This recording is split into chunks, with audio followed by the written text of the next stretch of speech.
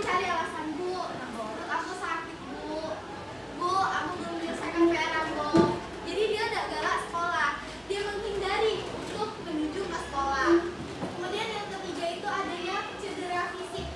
Sesuai tadi ya, ada bentuknya fisik. Itu ketika dia dibully, dia cedera fisik. Fisiknya dibully dan dia merasa sakit karena tidak mau ketahuan orang lain, dia memilih untuk menghindari sekolah, takut dicurigai. Nah, yang kemudian yang terakhir itu adalah penurunan prestasi. Dengan adanya perubahan perilaku yang tadinya excited, ceria, tiba-tiba menjadi cemas dan linglung, menghindari sekolah karena takut dibully, cedera fisik muka dan menutupi sehingga menghindari sekolah, dan pada akhirnya berakhir di penurunan prestasi. Jadi ketika dia dibully, tadinya juara 1 karena dibully sok pintar ya kau nih gini. Takut sama temennya, akhirnya dia mengalami kesulitan untuk mengikuti pelajaran dan gurunya nilai akademik sekolah. Oke. Selanjutnya, nah, apa yang kita perlu perhatikan dari korban bullying itu? Yang pertama adalah kesulitan tidur. Ketika kita dibully, kita akan melakukan kesulitan tidur. Kamu kesulitan tidur karena kita sudah cemas untuk memikirkan hari esok.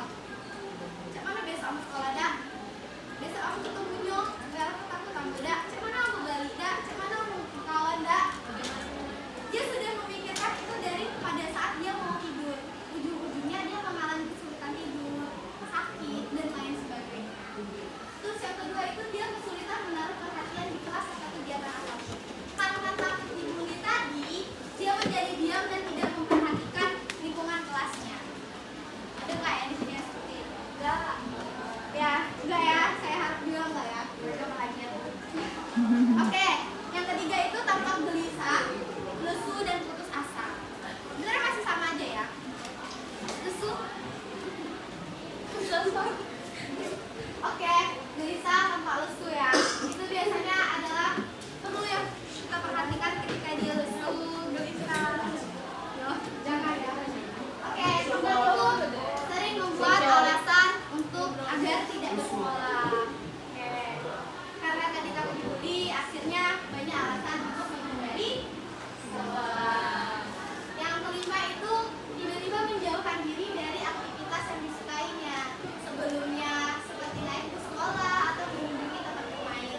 Karena tadinya dibully, biasanya sebelum dibully suka pergi ke jalan-jalan ke pantai, suka ke nongkrong, ke sore, kemana-mana.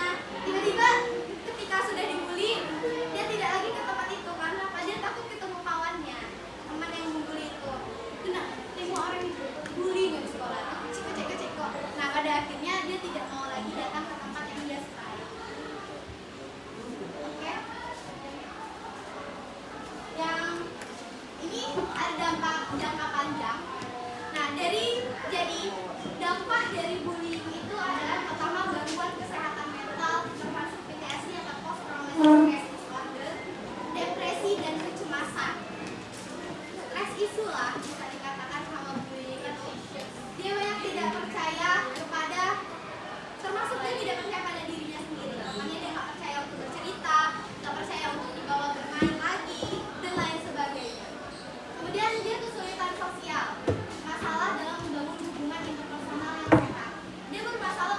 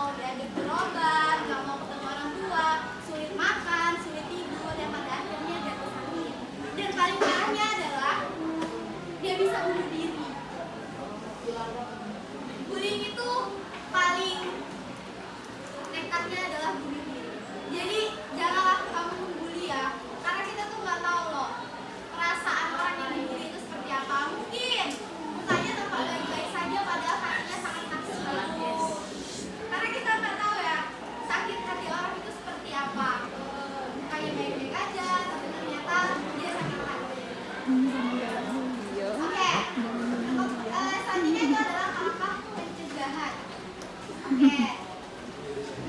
Apa yang, bentar, gue tanya dulu sama kalian. Langkah apa sih yang kalian cegah kalau misalkan ada teman kalian yang dibully? Jadilah. Terus apa lagi? Jangan membuli teman kita. Jangan membuli kita. Gimana dia berapa? Mereka diberikan. Terus kalau ada yang dibully, kamu ngadu dah? Ngadu.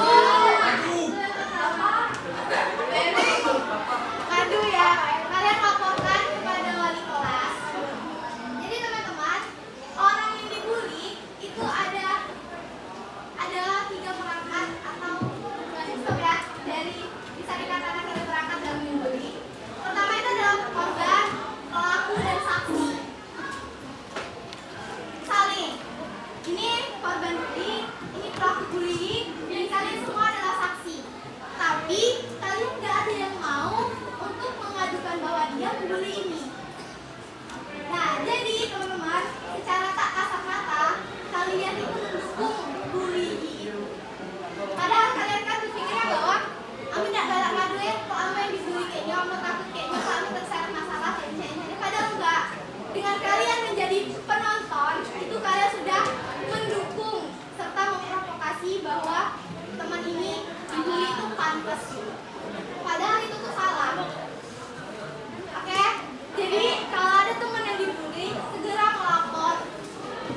Karena kadang orang dibully tuh cepat loh pindah sekolahnya karena nggak tahan sama lingkungannya. Kalian kan sekolah ya, saya berharap kalian tidak ada seperti itu ya. Benar tidak? Janji. Kok janjinya dikit? Oh cowok, janji. I promise. Oke, yang kedua itu mendorong nilai saling menghormati dan toleransi di lingkungan sekolah. Itu tadi, kalau dia hitam, jangan kamu panggil Blacky. Kalau rambutnya keriting, jangan lagi panggil Trivo. Jangan mengklaim bahwa dia mempunyai kekurangan hitam. Enggak ya.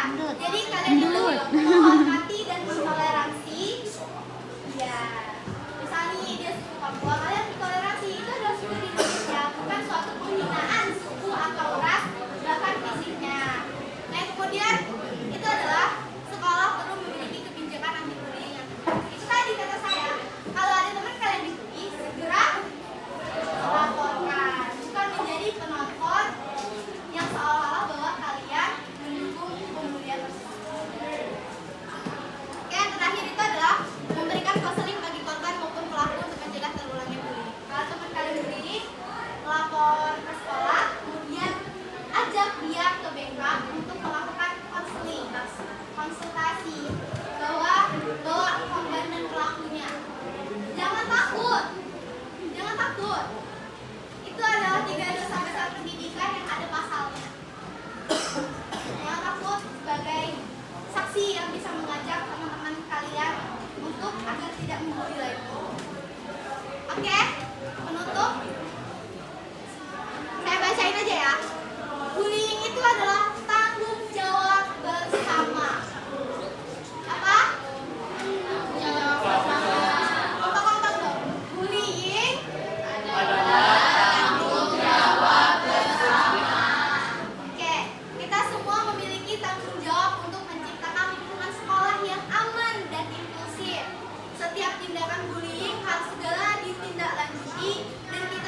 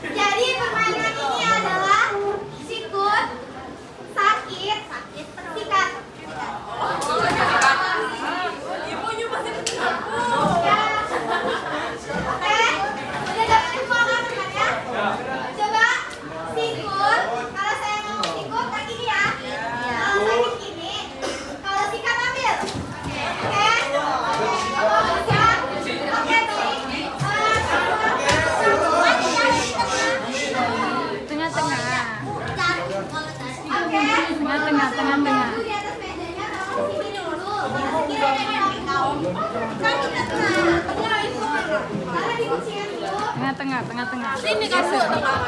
Iya, tengah. Ampun lu anak Geserkan dulu barang-barangnya. Mau percobaan dulu atau langsung di Oke. Coba atau langsung? Oke, langsung kan? Coba dulu ya. Coba dulu sekali ya. Oke, diam dulu ya. Fokus. Oh, yang menang Kak.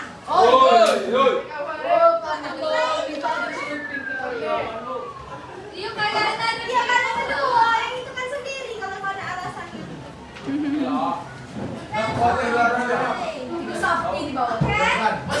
Fokus dengarkan dulu dan tangannya dibersihkan ya. Apa? Tadi kita sudah kasih percobaan dulu ya. Sakit? Sikut? Sakit? Sikat?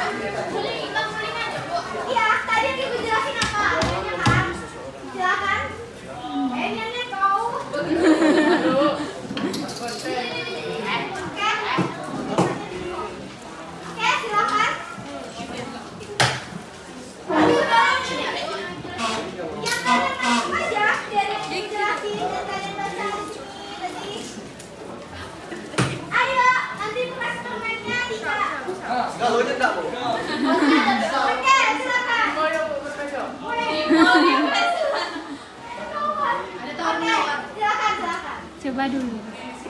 Ini dong, biar kalian bisa lihat. Ayo, siapa namanya dulu? Ayo,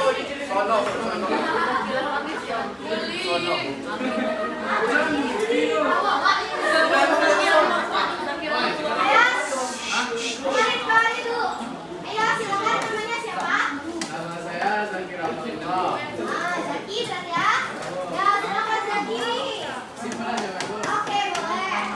Jadi kesimpulannya dari penjelasan yang telah disampaikan oleh Ibu Astri tadi, kita dapat menyimpulkan bahwa kita tidak boleh melakukan bullying terhadap teman-teman atau manusia di bumi ini.